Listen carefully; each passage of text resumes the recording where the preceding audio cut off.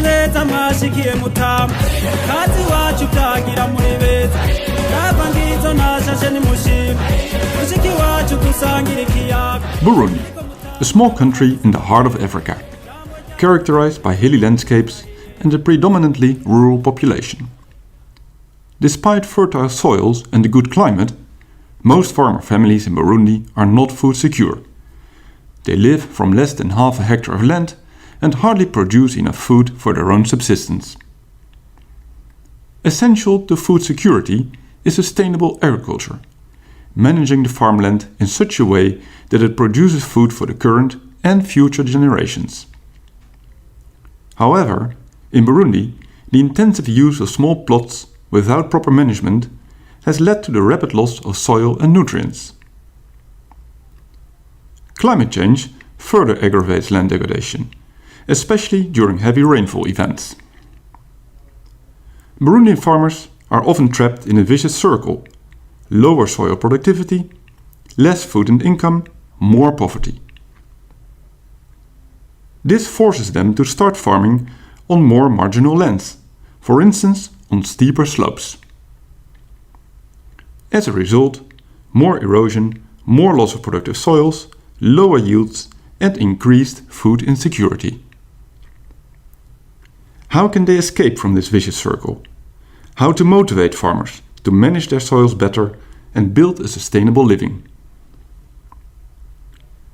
The project Fanning the Spark, a Dutch-financed food security project in Burundi, works with an innovative intervention approach that is based on integrated farm planning, the Pip Approach. Central to this Pip Approach is the PIP itself, the Integrated Farm Plan, or Plan Intégré du Paysan, PIP in French. In this plan, the family envisions its desired future farm.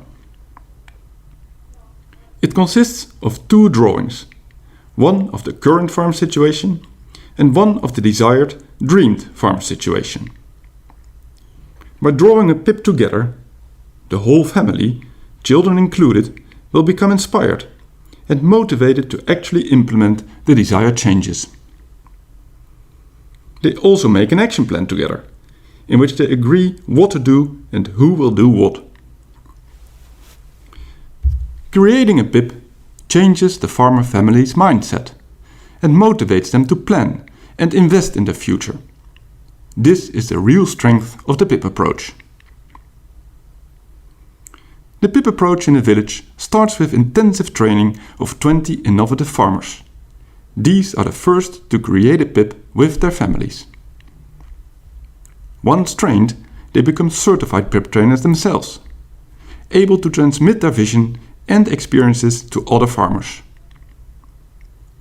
Such farmer-to-farmer training is crucial for scaling up the process of PIP creation. In the Pip Approach, farmer-to-farmer training is done by means of competitions, PIP competitions between organized groups. In each group, innovative farmers teach their fellow farmers about PIP creation, involving their families and planning concrete activities for sustainable farming and income generation. These competitions are learning by doing in an entertaining way, stimulating collective action, transferring knowledge, and building strong groups. During open days, after the competitions, all farmers and their families come together to proudly show their plans and exchange their visions. In Burundi, after only 2 PIP competitions in a village, 80% of the families had created and started to implement their PIP, a tremendous achievement. Moreover, an achievement that builds on farmers' own willingness and motivation. In the PIP approach, farmers do it themselves. Ownership is crucial. Therefore, incentives like cash or food for work to stimulate participation are not used. Such incentives destroy farmers' intrinsic motivation and their sense of ownership. But scaling up of PIPs goes further with our certified trainers, from farmer to farmer and from village to village. Given the urgency to tackle food insecurity and its underlying causes, scaling up is absolutely required. We need wide-scale sustainable impact. So after individual integrated farm plans, PIP farmers will start developing integrated group plans, integrated village plans, and eventually connect these to more integrated plans at district and provincial level. Involvement of governmental institutions is crucial. Not only involvement of local extension services, working on the ground with the PIP approach, but also of policymakers and local authorities.